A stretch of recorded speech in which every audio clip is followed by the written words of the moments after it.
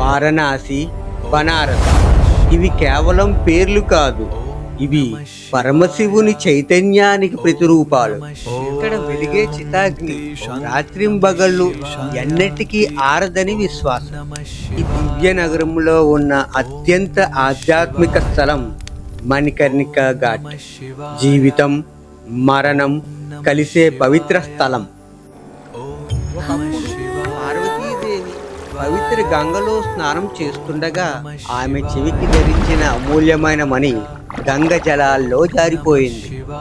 ఈ స్థలం ఎన్నటికీ నిశ్శబ్దంగా ఉండకూడదు. ఇక్కడ మరణచక్రం నిరంతరం కొనసాగాలి. మరణ క్షణంలో స్వయంగా మహాదేవుడు తారక మంత్రాన్ని ఉపదేశిస్తారని విశ్వాసం. మరణం అంతం కాదు, అది పరమాత్మ వైపు ప్రారంభమయ్యే యాత్ర. శరీరం నశిస్తుంది, కానీ ఆత్మ అమరమైనది.